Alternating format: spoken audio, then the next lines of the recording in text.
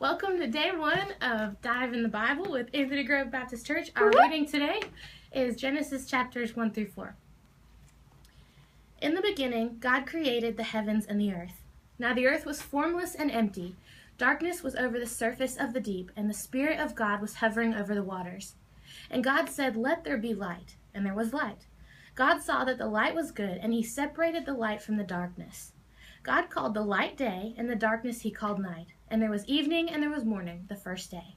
And God said, "Let there be an expanse between the waters to separate water from water."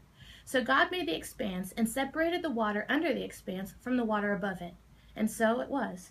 God called the expanse sky, and there was evening and there was morning, the second day. And God said, "Let the water under the sky be gathered to one place, and let dry ground appear." And it was so. God called the dry ground land, and gathered waters he called seas. And God saw that it was good. Then God said, "Let the land produce vegetation, seed-bearing plants and trees on the land that bear fruit with seed in accordance with their various kinds." And it was so. The land produced vegetation, plants bearing seed according to their kinds, and trees bearing fruit with seed in it according to their kinds. And God saw that it was good. And there was evening and there was morning, the third day. And God said, "Let there be lights in the expanse of the sky to separate the day from the night, and let them serve as signs to mark seasons and days and years. And let them be lights in the expanse of the sky to give light on the earth." And it was so. God made two great lights, the greater light to govern the day, and the lesser light to govern the night. He also made the stars. God set them in the expanse of the sky to give light on the earth, to govern the day and the night, and to separate light from darkness. And God saw that it was good. And there was evening and there was morning, the fourth day. And God said, "Let the water teem with living creatures, and let birds fly above the earth across the expanse of the sky." So God created the great creatures of the sea, and every living and moving thing which was the water with which the water teems, according to their kinds, and every winged bird according to its kind. And God saw that it was good. God blessed them and said, "Be fruitful and increase in number, and fill the water in the seas, and let the birds increase on the earth." And there was evening and there was morning, the fifth day. And God said, "Let the land produce living creatures according to their kinds, livestock, creatures that move along the ground, and wild animals, each according to its kind." And it was so.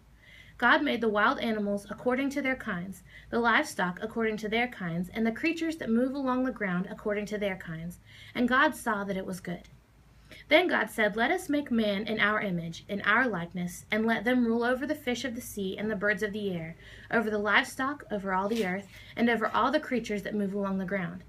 So God created man in his own image. In the image of God he created him. Male and female he created them. God blessed them and said to them, "Be fruitful and increase in number. Fill the earth and subdue it.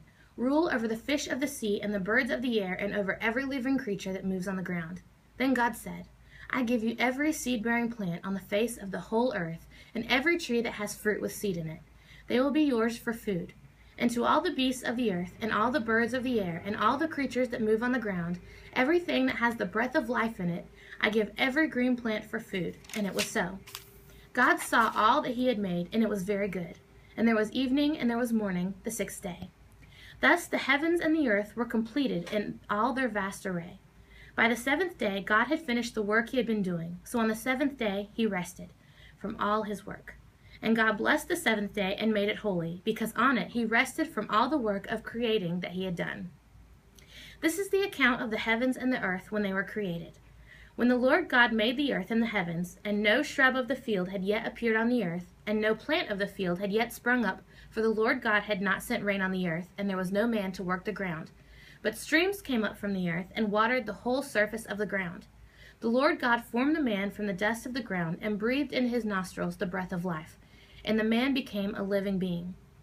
Now the Lord God had planted a garden in the east, in Eden, and there he put the man he had formed.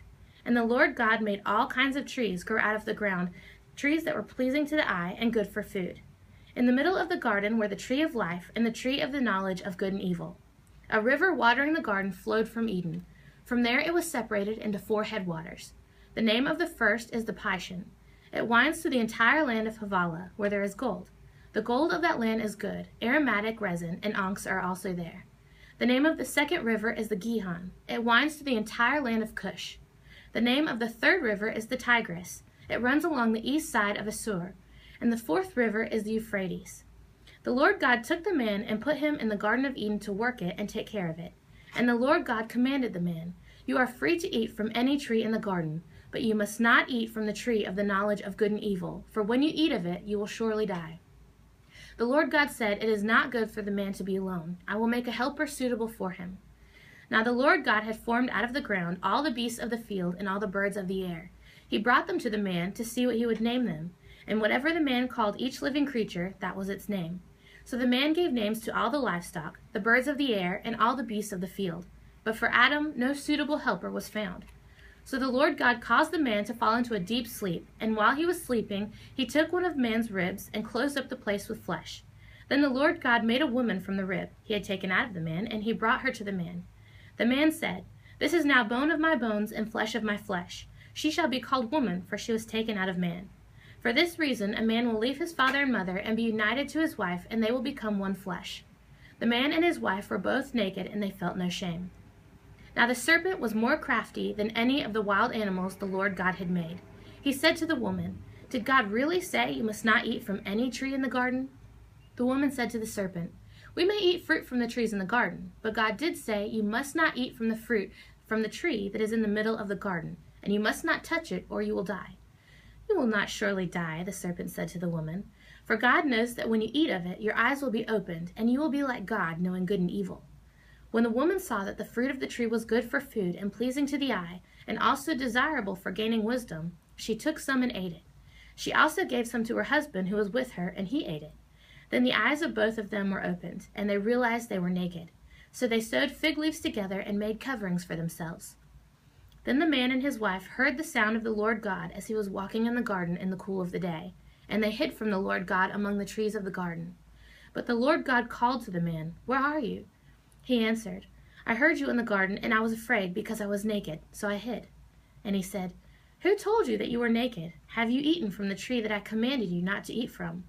The man said, "The woman you put here with me, she gave me some fruit from the tree, and I ate it." Then the Lord God said to the woman, "What is this you have done?" The woman said, "The serpent deceived me, and I ate." So the Lord God said to the serpent, "Because you have done this, cursed are you above all the livestock and all the wild animals. You will crawl on your belly, and you will eat dust all the days of your life. And I will put enmity between you and the woman, and between your offspring and hers. He will crush your head, and you will strike his heel." To the woman he said, "I will greatly increase your pains in childbearing. With pain you will give birth to children. Your desire will be for your husband, and he will rule over you."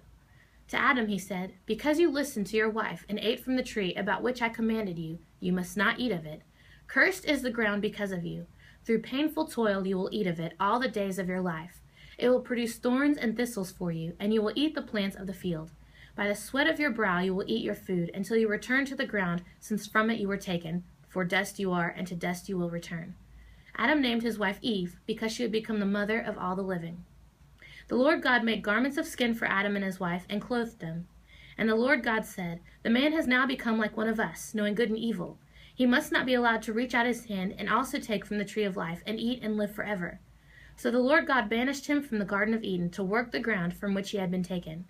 After he drove the man out, he placed on the east side of the Garden of Eden cherubim and a flaming sword flashing back and forth to guard the way to the tree of life. Adam lay with his wife Eve, and she became pregnant and gave birth to Cain. She said, "With the help of the Lord I have brought forth a man." Later she gave birth to his brother Abel. Now Abel kept flocks, and Cain worked the soil. In the course of time, Cain brought some of the fruits of the soil as an offering to the Lord. But Abel brought fat portions from some of the firstborn of his flock. The Lord looked with favor on Abel and his offering, but Cain and his offering he did not look with favor. So Cain was very angry, and his face was downcast. Then the Lord said to Cain, "Why are you angry? Why is your face downcast? If you do what is right, will you not be accepted? But if you do not do what is right, sin is crouching at your door. It desires to have you, but you must master it." Now Cain said to his brother Abel, "Let's go out to the field." And while they were in the field, Cain attacked his brother Abel and killed him. Then the Lord said to Cain, "Where is your brother Abel?" "I don't know," he replied. "Am I my brother's keeper?" The Lord said, "What have you done? Listen, your brother's blood cries out to me from the ground. Now you are under a curse and driven from the ground, which opened its mouth to receive your brother's blood from your hand. When you work the ground, it will no longer yield its crops for you. You will be a restless wanderer on the earth." Cain said to